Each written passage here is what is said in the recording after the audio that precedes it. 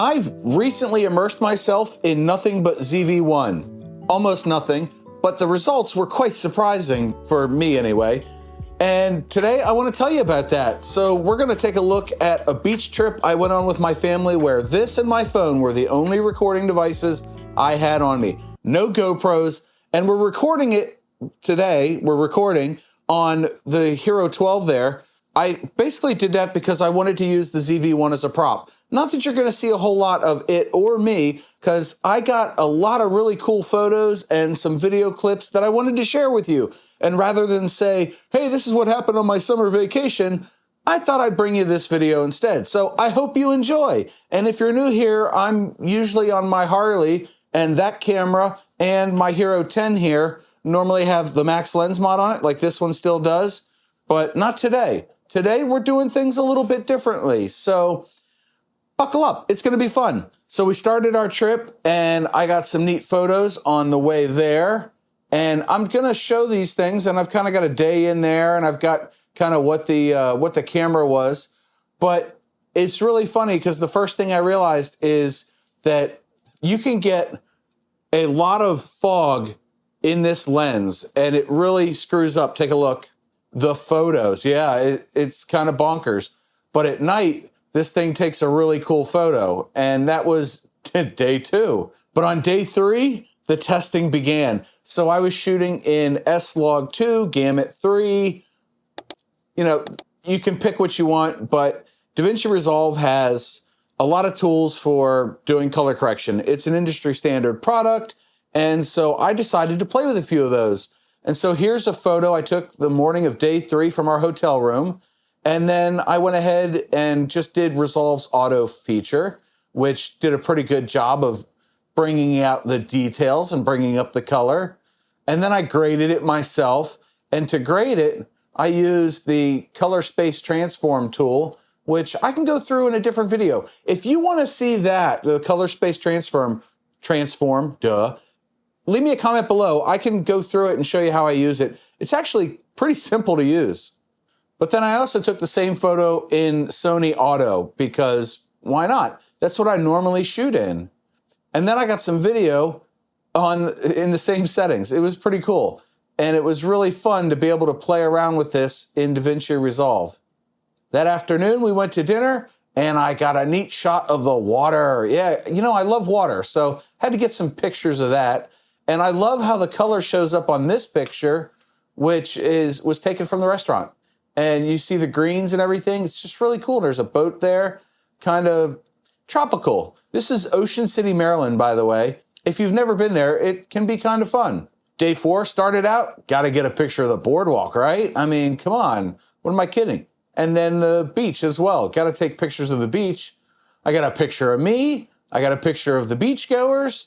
And we had this really weird thing. So apparently a storm rolled through and didn't really rain much, but we got kind of a wash away effect on the beach, which kind of was interesting. I'd never seen that before, but there was like a 2-foot shelf. So I got plenty of footage of that, pictures and video. And then I wanted to see what the water would do because out far away, the water is blue, up close it's green. So I wanted to see what the blues and greens look like from the Sony's perspective. So I did the same S-Log2 and then Resolve Auto. And then I color graded it. And you can see that the color graded picture is a little bit washed out, but it's not too bad. I think Auto actually did a real good job. And then on the night of day 4, I took the Sony ZV-1 with me down the boardwalk, and we went down there at night. We played arcade games, and we had dinner, all the normal family touristy trap stuff. But what I was really hoping to get was some really cool sunset shots. So let's take a look at those. And they turned out really well, I think. I mean, you get the neon lights of the boardwalk, and you get a lot of detail in the sky, which I really like. And we came across this performer guy who had some knives and he was juggling. It was a lot of fun. He even took a selfie with me. Good guy. That was fun. And I got a video towards the end of his performance. That's when you reach louder. I'll drop it on this dude. Here we go. No, please. Ooh, I think I like this gun in my possible way. Ooh, Max, I shouldn't have that popcorn earlier. Make some damage. some noise, people! Now, single throws like this, I will never drop. But a double spin like this, whoa! Nice stand up, take it now, everybody go crazy! Folks, if you don't have cash, I have Venmo too. This is my favorite part of the show. You take money out of your wallets and throw it into my hat. If you watch the whole show without tipping, I hope you never have that. Then the sunset really kicked in, and I took some photos.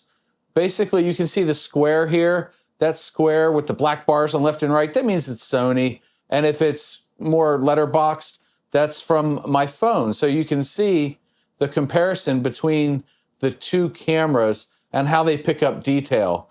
The Sony did a much better job, but again, it's probably got a better sensor and stuff in it.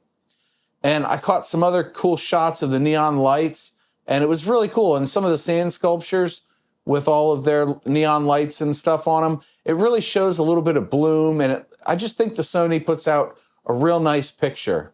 Now, coming up, you're gonna see probably the biggest surprise, and it was really cool because the Sony ZV-1, this is the onboard mic with this wind muff that comes with it attached, and that was basically it. That's the audio for this, and the only thing I've done is adjust the level so that it's even.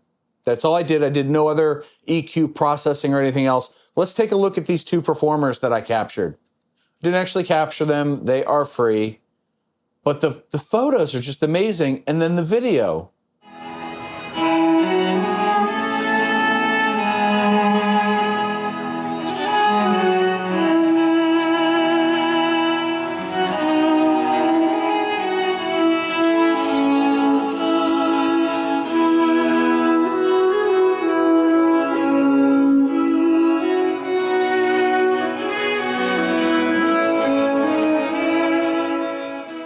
Then moving down the boardwalk, I ran into this guy. So that's Alex Young. I think I got that right. Alex W. Young. And I got a few videos of him.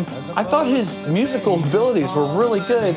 And I even got into position to take a really cool shot of him at night, which I love this photo.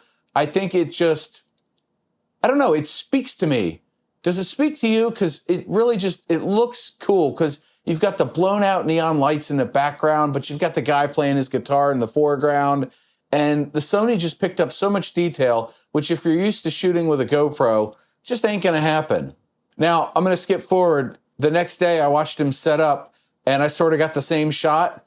And the neon lights and the being in the nighttime just really changes the whole emotion of the photo, which again, I kind of sound like a broken record. When I turned the ignition, I knew I'd be missing feel of the wind on my face. I was stuck in a habit of wandering as the boat's in the bay and it's calling my name, so I'm headed on it. But the light in bed all stuck in my head, just gonna have to wait.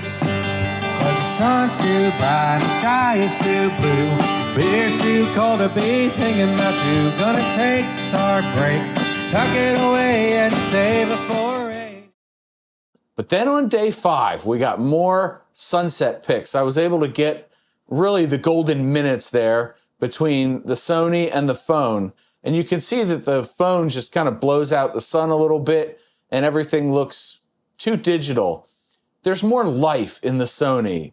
It looks more organic, and I really happen to like that. Even if the phone will zoom out better and capture a whole hotel, which I think is a really neat looking hotel, by the way. And you can see that the phone image just kind of looks like HDR, the high dynamic range, and kind of, I don't know, it looks processed. Then on day 6, I actually woke up for the sunrise. Kind of a bonkers thing. I'm never up at sunrise. It just doesn't happen. But again, the ugly head of fog on the lens reared its ugly head. I think I repeated myself. Anyway, moving on. It did give me a really neat halo effect around the sun coming up. But after a few minutes, the lens dried up and the photos looked pretty cool. And we had some neat cloud cover that morning, which just kind of added to the image. Now, I love my kids. They're great.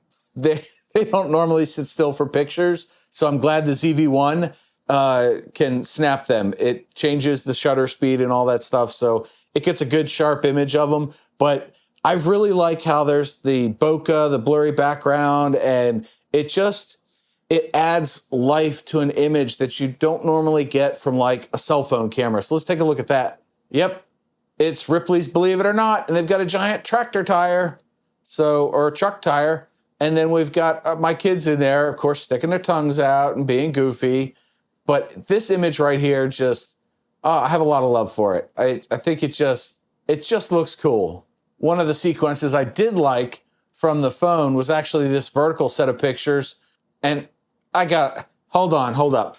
I almost never shoot in portrait. I'm always a landscape guy. Whenever you're shooting landscape, this does nothing for me. Landscape's where it's at, baby. But I did take portrait for this series because my kid's flying his kite and I wanted both of them in frame. Now, the week we were there just happened to coincide with their annual Ocean City Jeep Week. There's hundreds of Jeeps driving around, and every morning they let them drive on the beach. They parade them. And I was like, oh, dude, let me go grab my ZV-1 and get some really cool shots of this. Yeah, better laid plans of mice and men. Taking a look at the photos, you can immediately tell what happened. It was super humid that morning, and the fog was just ridiculous on my lens.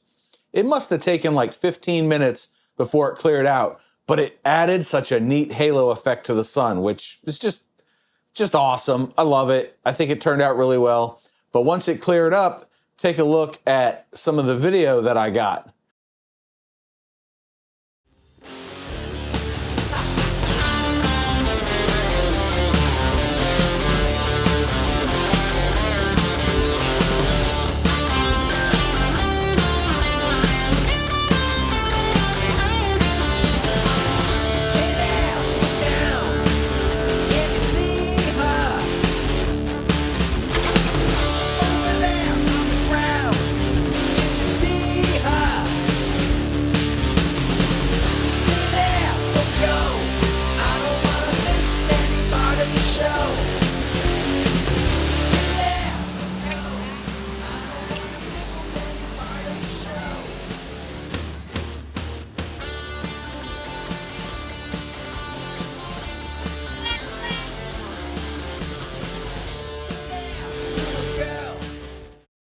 So what is the purpose of all this? That was my trip. The purpose of taking nothing but the ZV-1 and my phone, I mean, you need your phone, right? And it's always in your pocket. You can capture the moment. But I really recommend to people to get a dedicated camera. DSLR, mirrorless, full frame, yada, yada, yada, whatever. Just get a real camera. GoPros are great. I have 5 GoPros now. They're wonderful for what they are. They're great at shooting action stuff. This probably looks half like garbage. I don't really know. But the point is, this is going to be better than this for non-action sports stuff. I shoot in auto. I played around with all the settings, and yes, I know in this video I shot some S-Log2 stuff, and I color graded it. Yay, for me, it was fun for like an hour. And then I was like, give me the auto. The auto just looks better. I'm not a colorist. I'm not a professional color grader. I just don't do that stuff enough. So to have this in my pocket, and it literally was in my cargo shorts pocket, like at all times, it made me able to pick up and capture the image, capture the moment, and know I was going to get a good shot. Even if there's imperfections and you get the occasional blurry shot, whatever, this is where it's at, baby. The dedicated camera. I know it's a stretch for a lot of people's budgets, but it's my opinion. If you want to really capture the moment, get one of these.